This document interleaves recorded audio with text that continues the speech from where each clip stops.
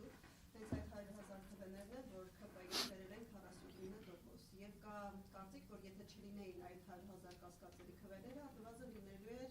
երկրորդ փուլ կամ անգամ ընդդիմության հաղթանակ։ Կհաջողվի ձեզ բացահայտել այդ 100,000 թվերների առնցվածը եւ ՔՊ-ին կանգնեցնել փաստի առաջ, եւ երկրորդ հարցը Փաշինյանը հայտարարեց, որ ամեն ինչ անելու է, որ ՔՊ-ն դառնա սահմանադրական մեծամասնություն։ Ըստ ձեզ, ինչ քայլերի է դիմելու իր նպատակին հասնելու համար, օրինակ կփորձի ընդդիմության շարքերից պատգամավորներ գովանալ։ Ես ճիշտն ասած չէի լսել այդ հայտարարությունը, անկեղծորեն չեմ էլ պատկերացնում, այսինքն ոնց կարելի է նման հայտարարություն անել։ Ինչևէ,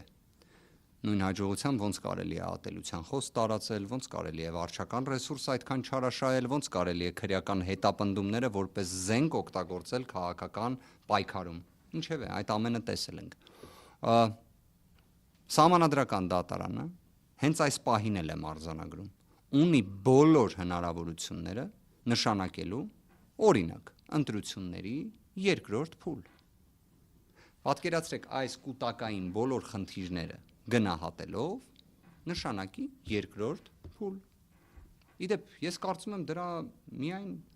աջակցություն պետք է ունենա։ Օրինակ, երրորդ անձ ներգրավված քաղաքացիական պայմանագիրը, այդ որ ասում եք սահմանադրական մեծամասնություն, միգուցե հիմա ենթադրում եմ իրենք սահմանադրական դատարանում միանալու են մեր դիրքորոշմանը, որ այո, ընտրության արդյունքները անվավեր ճանաչվեն։ Երևի դա ի նկատի ունի, չէ՞, որովհետև հակառակ մնացած բոլոր հնարավոր իրավիճակները կարծես ժողովրդավարության բաստիոնից բխող չեն։